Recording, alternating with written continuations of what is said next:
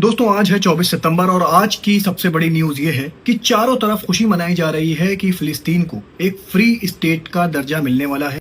कुछ कंट्रियों में जुलूस तक निकाले गए। लेकिन दोस्तों इसी के बीच मैं आपको एक न्यूज बता दूं जो आपको जानना बहुत ही जरूरी है।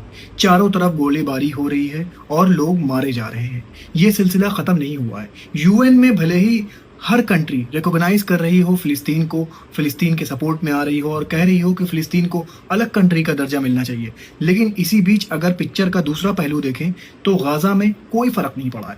जैसे इजरायली सेना लोगों को मार रही थी वैसे ही लोगों को मार रही है।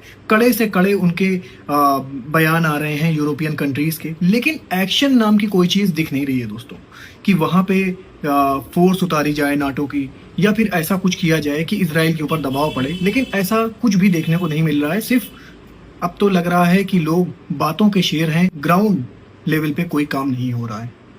दोस्तों इसी बीच मैं आपको बता दूं कि अब तक गाजा में मरने वालों की जो तादाद है वो 65,000 से ऊपर पहुंच चुकी है अगर ऑफिशियली तौर पे देखा जाए।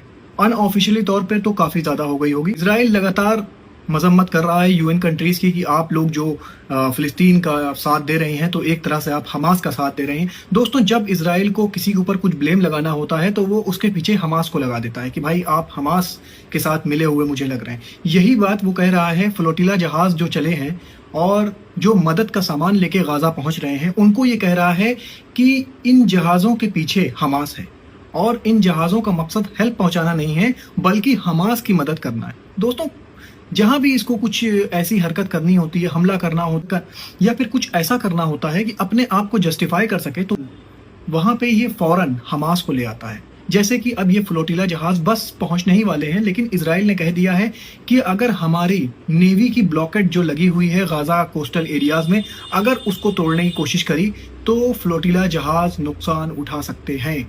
दोस्तों ये बात बहुत बड़ी करी है इजरायली मिनिस्टर ने, और पहले भी वो कह चुका है कि फ्लोटिला जहाज से जो भी लोग आ रहे हैं वो टेररिस्ट हैं। ये बेन गवीर का कहना था, मेरा नहीं। दोस्तों अब मैं आपको बता दूं, ये फ्लोटिला जहाज जो है ये सिर्फ मदद का सामान ही लेके नहीं आ रहे हैं, ये एक उम्मीद जगा रहे हैं गाजा के लोगों के अंदर कि देखिए हम लोग आपके हक में सिर्फ बात ही नहीं कर रहे हैं, हम लोग ग्राउंड लेवल पे कुछ काम भी करना चाहते हैं। यूएन की बड़ी बड़ी बातों की तरह नहीं कि हम लोग आप फिलिस्तीन को एक आज़ाद मुल्क का दर्जा दे रहे हैं, लेकिन ग्राउंड लेवल पे कोई काम नहीं हो रहा। दोस्तों ये न्यूज़ आप तक पहुंचाना बहुत ज़रूरी था। ये आज 24 सितंबर को ये न्यूज़ मैं आपको दे रहा हूँ कि हर जगह फिलिस्तीन को आज़ाद मुल्क का दर्जा तो दिया जा रहा है लेकिन उस पर काम नहीं किया जा रहा है। ऐसे ही मैं मिडिल ईस्ट की खबरें लेके आपके पास आता रहूँगा। अपना बहुत ख्याल रखिए और मुझे अपनी दुआओं में याद रखिए।